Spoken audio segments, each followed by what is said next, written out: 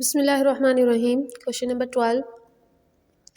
Two joker cards are added to a standard pack of 52 playing cards. अब हमारे पास जो playing cards का package है उसमें टोटल 52 प्लेइंग कार्ड्स होते हैं। अब उन 52 कार्ड्स में 2 जोकर कार्ड्स को ऐड किया गया है। तो अब हमारे पास जो टोटल इसका पॉसिबल आउटकम्स होंगे वो 52 नहीं बल्कि 52 + 2 = 54 होंगे, राइट। और हमारे पास जो है सैम्पल स्पेस में आप देख सकते हैं स्पेड, हर्ट, क्लब और डायमंड, और उसके अलावा नीचे हमने एडिशन में 2 मोर कार्ड्स लिखे हैं जोकर की। ठीक है, अब हमें प्रोबेबिलिटी मालूम करनी है रेड कार्ड की। और अब हमारे पास जो रेड कार्ड्स हैं वो हैं टोटल 26 डिवाइडेड बाय होगा total number of possible outcomes, it will B 13/27। 26 और अपॉन 54 को जब सिंप्लीफाई करेंगे तो इट विल बी 13/7। और सेकंड नंबर जो पार्ट हमारे पास 2 है उसमें हमें नंबर ऑफ़ टूज़ का जो है हमें प्रोबेबिलिटी मालूम करनी। तो नंबर ऑफ़ टूज़ जो है वो हमारे पास टोटल 4 है, तो 4 डिवाइडेड बाय 54 होगा, विच जो है सिंप्लीफाई करने पे 2/27 के इक्वल आ जाएगी probability.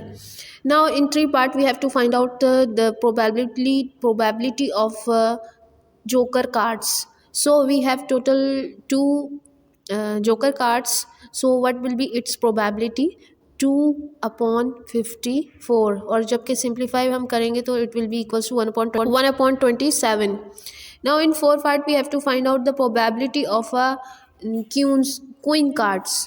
So we have total queen and king card, probability of a queen and a king card. So we will take the number of queens plus number of king cards, so it will be equals to 8। और इस तरह से हमारी probability जो है वो 8 divided by 54 हो जाएगी, और जबकि सिंप्लीफाई पे 4/27, राइट। Now question number 13।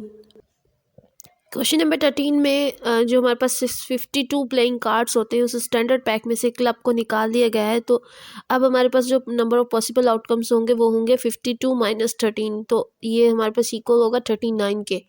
अब हमारे पास जो 39 टोटल कार्ड्स हैं और हम 1 बाय 1 जो ब्लैक कार्ड्स हैं वो हमारे पास 13 है, तो यह हो जाएगा 13/39, राइट। और इसके अलावा डायमंड को अगर हम देखें तो डायमंड हमारे पास 13 है, तो इसकी प्रोबेबिलिटी भी सेम हमारे पास 13/39 होगी। तो पिक्चर कार्ड अब आप टोटल कैलकुलेट करें तो हमारे पास टोटल 12 कार्ड्स हैं, 12 डिवाइडेड बाय 39 हो जाएगा, और सिंप्लीफाई पे 3/13। बिल्कुल इसी तरह अब हमें नंबर 4 पे a card which is not an A की हमें प्रोबेबिलिटी मालूम करनी है। तो एक हमारे पास टोटल ओवरऑल देखा जाए तो 3 कार्ड हैं, और 3 को 39 में से माइनस कर देंगे तो हमारे पास 36 टोटल कार्ड्स होंगे विच आर नॉट एक।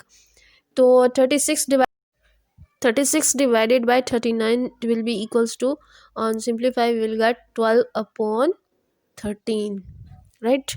Now question number 14. Raj wakes up in the morning and notices that his digital clock reads 7:25. अगर आफ्टरनून में वो दोबारा क्लॉक को राज देखता है तो उसकी डिफरेंट प्रोबेबिलिटीज़ हमें फाइंड आउट करनी है। Number in column A is a set 4, the number in column B is an 8, the number in column A is less than 6, and the number in column B is greater than 5. First of all हम sample space और outcome की बात करते हैं। 7:25 में हमारे पास maximum time क्या हो सकता है? मैक्सिमम टाइम हो सकता है 7:59, और मिनिमम टाइम क्या हो सकता है? मिनिमम टाइम हो सकता है 7:01, ठीक है। तो अब हमारे पास जो कॉलम ए में सैम्पल स्पेस हो सकता है, जो पॉसिबल आउटकम्स हो सकती हैं वो कौन कौन सी हो सकती हैं? 0, 1, 2, 3, 4, 5। तो इस तरह से हमारे पास कॉलम ए में पॉसिबल आउटकम्स हो गए 6। बिल्कुल इसी तरह हम अगर sample space in column B की बात करें तो वो हमारे पास 0 से लेकर 9 तक नंबर होंगे which are total possible outcome 10, right. अब हम प्रोबेबिलिटी पार्ट 1 की बात करते हैं। The number in column A is 4। तो हमारे पास जो 4 देखें कॉलम ए में 4 का जो हमारे पास रिपीटेशन नंबर है वो सिर्फ 1 है, तो प्रोबेबिलिटी क्या होगी? 1/6। बिल्कुल इसी तरह आप कॉलम बी में 8 देखें तो 8 भी हमारे पास 1 टाइम ही आ रहा है और हमारे पास टोटल जो आउटकम्स हैं वो है 10। तो इस तरह से हमारे पास प्रोबेबिलिटी हो गई 1/10।